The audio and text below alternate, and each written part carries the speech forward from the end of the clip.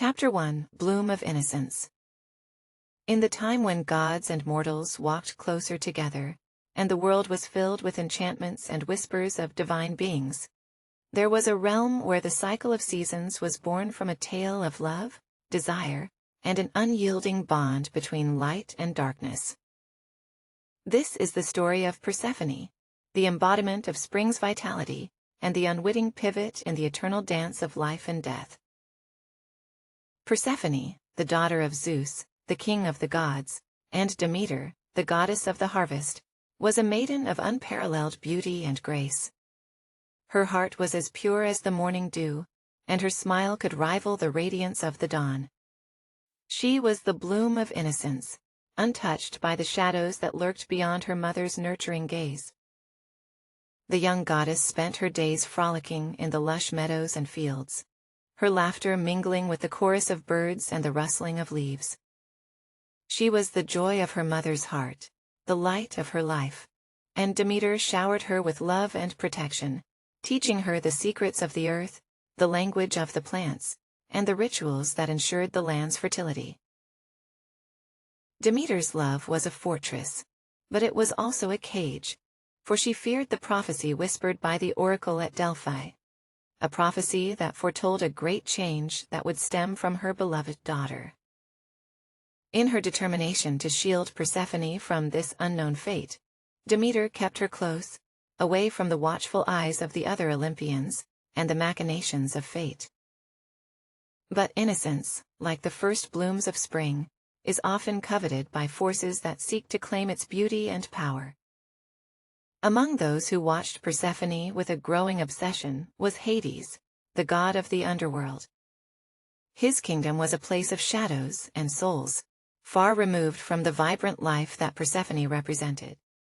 Yet, it was her light that he desired, to illuminate the darkness of his realm, a light he yearned to possess.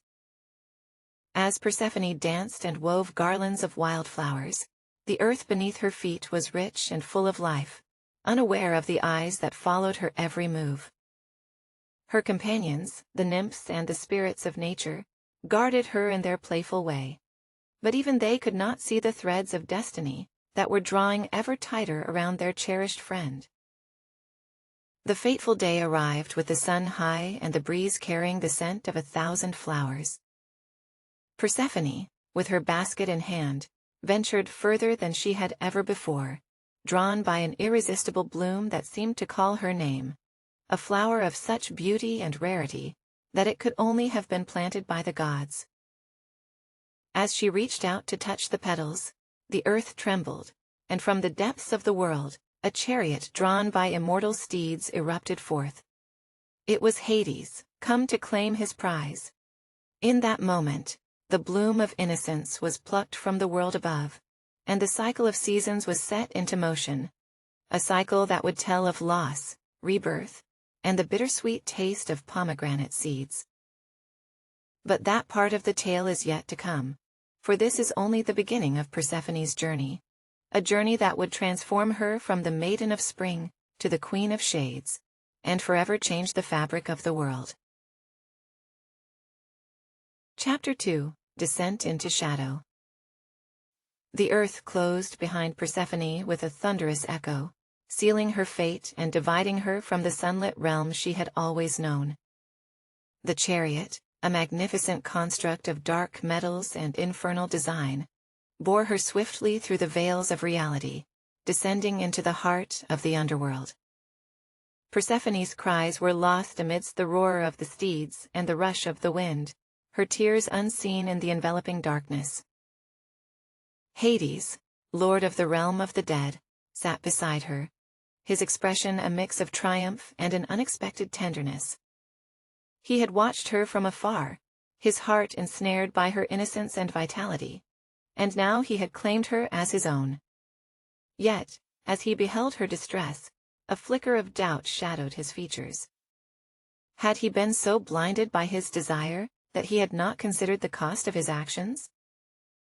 The underworld was a domain unlike any other, a place where the souls of the departed wandered in eternal twilight. It was a kingdom of silence and solemnity, ruled by necessity and the immutable laws of life and death. Here, Hades reigned supreme, his word law, his will unchallenged, until now. As the chariot came to a halt, in the vast, echoing halls of his palace, Persephone stepped out, her eyes slowly adjusting to the dim, otherworldly light. The air was cool and still, filled with the scent of earth and the faint, lingering perfume of extinguished lives. All around her, spirits moved like shadows, their whispers a haunting melody that spoke of memories and regrets. Hades extended his hand, guiding her through the corridors of stone and silver, past the silent figures of the dead, who bowed their heads in reverence to their king, and now to her, the unexpected queen of this realm. Persephone's heart ached for the warmth of the sun and the embrace of her mother. But she was a goddess, and within her stirred the strength of her lineage. In the throne room, a place where the weight of eternity pressed upon the air, Hades offered her a seat beside his own, a throne carved from obsidian and adorned with precious gems that glowed with an inner fire. "You are now the queen of all you survey," he said, his voice a deep rumble that resonated through the silence. "Your word will be law, your desires fulfilled. This is my gift to you, my queen." Persephone looked upon the throne, feeling the cold power that emanated from it. She was a prisoner, yet she was offered a crown. The paradox of her situation was not lost on her, and she knew that to sit upon that throne was to accept her fate. But within her bloomed a quiet defiance, a seed of resistance that she clung to, even as the shadows whispered for her to yield. "I am not your queen," she replied, her voice steady despite the fear that coiled in her stomach. "I am Persephone, daughter of Demeter, and I belong to the world above. You may have brought me here, but you cannot force me to forsake who I am." Hades watched her, his dark eyes reflecting a war of emotions. He had expected many things, but not this spirit, this fire that burned even in the heart of darkness. It intrigued him, challenged him, and for the first time in his long existence, he wondered if he had made a mistake. The silence stretched between them, a chasm as deep as the underworld itself. Then, slowly, Hades nodded. "Very well," he said. "You shall not be forced to wear a crown you do not desire. But know this, Persephone, the underworld is now part of you, as you are part of it. In time you will see the truth of my words." Persephone's resolve did not waver, but in the depths of her soul, a whisper of uncertainty took root. What did it mean to be part of this shadowed land? And what would it cost her to find her way back to the light? As she pondered these questions, the first chill of winter began to creep across the world above, a sign of Demeter's despair. The cycle of seasons had indeed been set into motion, and the tale of Persephone was only just beginning to unfold.